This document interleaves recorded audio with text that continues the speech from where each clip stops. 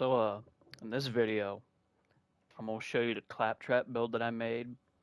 This ain't gonna be nothing fancy. This ain't gonna be no meta build. This is just what I think is fun, personally.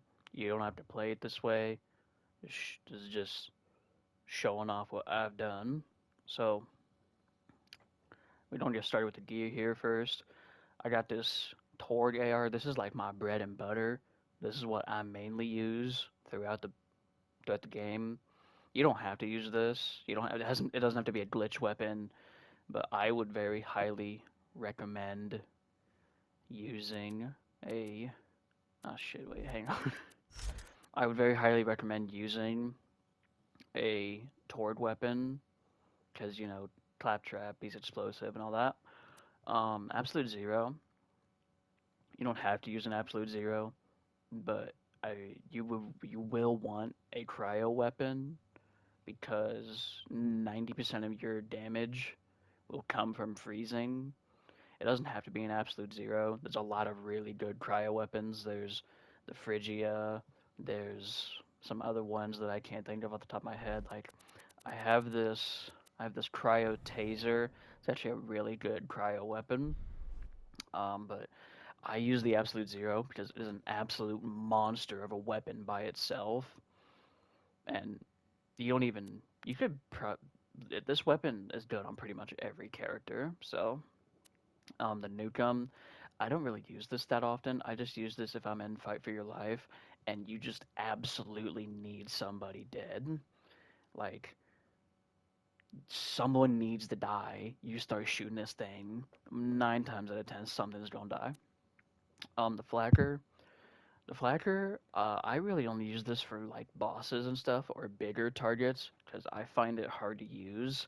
You can use it for just regular mobbing, but I don't personally. But it's whatever. It's up to what you want to do.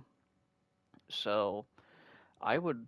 I've been trying to get a regular Tord shotgun, but I've just been having no luck with that department. So whatever.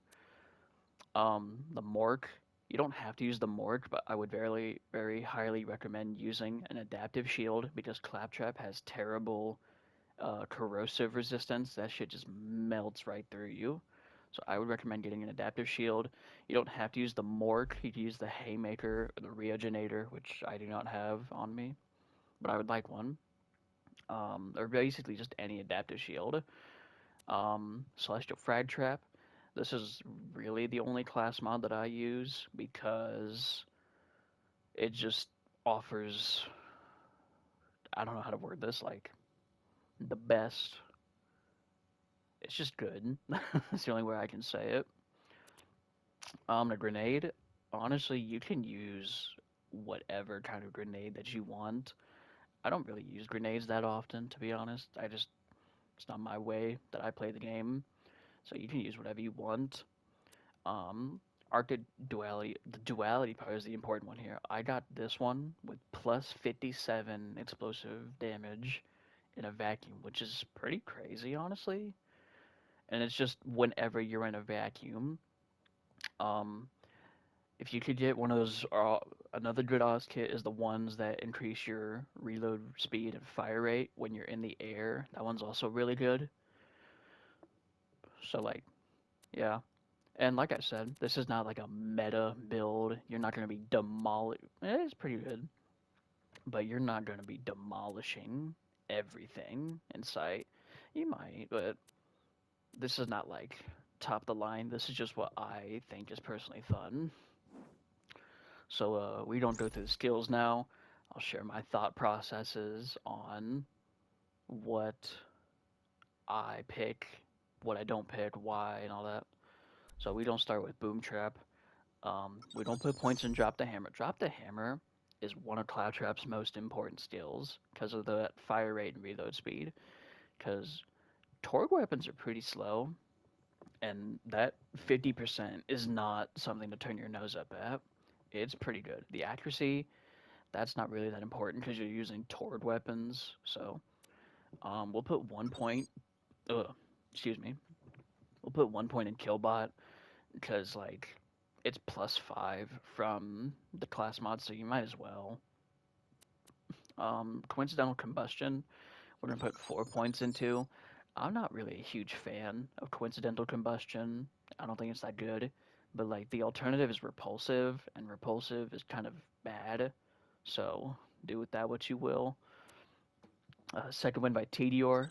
We have to do that because that's our only choice. It's also a pretty good skill by itself. Like if you freeze a guy, that little robot that it sends out does actually a lot of damage. I'm Rubber, you are Glue. We are not going to be taking this because I am not a fan of Tord Fiesta because it kills yourself way, way too often. Load and Explode, max this out. This is a hugely important skill for Claptrap. It's just free explosive damage, basically. That's all it is, and the stacks do go away pretty fast, but if you get like in that moment where you got 5 stacks and you just let a shot out at the right time, it does LeBron numbers. It's crazy. Start with a bang. I'm not really too crazy about start with a bang. I've seen people do builds around it, but I'm not crazy about it honestly. One last thing. One last thing is basically money shot in this game. So like, you'd be stupid not to take it. And plus, um, these weapons, except for the new gun, these weapons all benefit from start with a bang, or not start with a bang. One last thing. Um, so you might as well take it. Hyperion Punch is bad. You don't want Hyperion Punch unless you're like doing some weird meme build. Live near the edge, yeah, might as well. The fire rate and reload speed's nice. Pirate ship mode's a pretty good action package. It is. I feel like pirate ship mode procs a lot more than other action packages do, and also it procs at really like awkward times. So like you'll just be talking to someone and you're just shooting cannonballs in their face. But other than that, yeah, this is how I would build the boom trap tree. Um, this is a very, I would say this is Claptrap's most important tree for this build because this is where most of your damage comes from, in my opinion. So next we're gonna do fragment or frat trap. Actually, we're gonna do I love you guys last. All the guns, fuzzy logic, safety first. You have to take these basically to move down the tree. um, I don't think I really need to explain these because like they're the core of 90% of claptrap builds, but whatever. We're not gonna take Rope-a-Derp because we're not doing a melee build. Because I don't know why they tried to push Claptrap as a melee character. Because he's got Rope-a-Derp, he's got what's this called? Float like a bee. He's got Hyperion Punch. He's got a class mod that's based around melee damage. I don't know why they tried to push Claptrap as a melee character. He's not. Athena is, but whatever. Surprise stabilize. Just put 1 point in that, just so you can get the bonus from the class mod. Like, it's one of those might as well situations. Blue shell, max this out. I like blue shell. Blue shell is huge in 5 year life. Like that's 70% 5 year lifetime is huge. You do not want to pass up on that. Triple clock, yes, because it's basically just tripling the amount or tripling the effectiveness of your subroutines. One shot wonder, I'm not too crazy about one shot wonder. It varies based on what gun you use. I find that more often than not, it's just an ammo waster, but it works in specific situations. Element of surprise, yeah, you might as well because it has the explosive subroutine, and that can do crazy damage when you actually roll it once in a blue moon. Death machine, put 5 points into that. It's just free buffs. You might as well. Grenade vent, just put 3 into that so you can get to the bottom of the tree. I'm not really crazy. Like I said, I'm not really crazy about grenades, so I don't use them that often. So this skill doesn't really do a lot for me. And plus, these two skills are pretty bad because like melee damage. Who cares about that? Cryogenic exhaust manifold. I've seen people talking about like, oh, you can use this to get rid of a bad subroutine. I don't really care that much that I'm gonna spend points on this to get rid of a bad subroutine, because you can still do pretty good damage even on a bad subroutine. Rainbow coolant, yeah, one of those might as well take it since you've made it this far in the tree. The Nova isn't that great. Laser Inferno is really only good for stacking maniacal laughter. But other than that, yeah, that's the fragmented frag trap tree. Pretty good tree. Um, I don't know where I'm going with this. Let's move on. This is the healing tree. Claptrap is supposed to be the dedicated healing class, but like I don't think he's that good of a healer. That's just me personally. So put one into maniacal laughter just so you can get the bonus from the class mod, and then max out best buds for life because that extra bonuses after you get out of fight for your life is pretty good. Um, through thick and thin, max that out so you can have Vault Hunter.exe more often. You're gonna love me as a pretty good healing skill, but mainly we're taking this for Gun Wizard because Gun Wizard is like a top three action package. Gun Wizard just it's good. It's a good one. It's trap card like one of those might as well. And then honestly, these last 10 points you can put wherever you want. You can put them in wax on, wax off, wax on. Pain Simulator is painful. All the things are awesome, or one of these, or somewhere else, if you feel like it. I personally go with all the things are awesome because of the bonuses to weapon swap speed, because this is really Claptrap's only buff for weapon swap speed. And I also do Pain Simulator's painful because of the extra health. I don't think the damage reduction actually does anything. I'm probably wrong on that, but uh, so yeah, this is the build. Um, I personally think it's pretty good. I might be a little biased, but it's not meta. It's pretty good, but like it's not the absolute top of the line. You're gonna shit all over everything with this build. So I'll just cut to some gameplay. I'll show off the build right here. So yeah.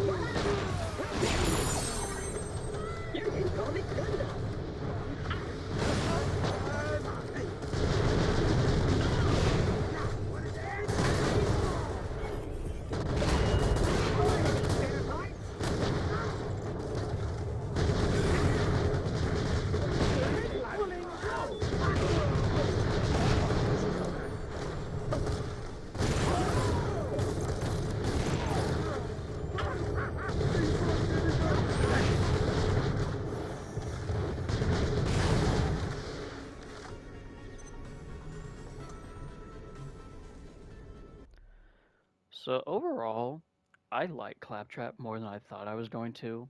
When I first played this game, I picked Wilhelm. I don't know why.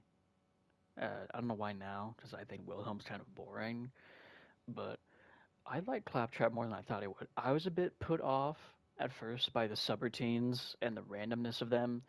I was like, it was kind of discouraging because I felt forced to use whatever gun or whatever was on the subroutine at that moment. But like, Claptrap can still do work even without the proper subroutine active. Um, I wanted to make this video because I was looking at builds for claptrap, I was under guides, and I I felt like this just goes for any Borderlands build video, in my opinion at least. They always want you to grind out ridiculous perfect gear for, or they probably don't want you to, but you feel really encouraged to, like, oh, you gotta get this, what's the prefix? Casual Ravager with the foregrip and the matching grip and the matching stock. And it's gonna take you 5 million years to grind it out, and then by the time you get it, you're done with the game already. You've done everything, so what's even the point of grinding it out? I just wanted to make a build where I could use what I wanted to and still enjoy the game. And I think the pre-sequel is a much better game for doing that. It's a much more balanced game than Borderlands 2, in my opinion. But that's because the pre-sequel doesn't have 11 billion end game pieces of content that make everything way more difficult than it needs to be. Oh, this game really has his ultimate Vault Hunter mode. But yeah, I want to do more of these. I'll probably do either Wilhelm or Jack next because those are the two highest, two next highest level characters that I have. Probably gonna be Jack because I like playing Jack more than Wilhelm, but we'll see. So, thank you for watching. I hope you enjoyed the video. Um, and yeah, goodbye.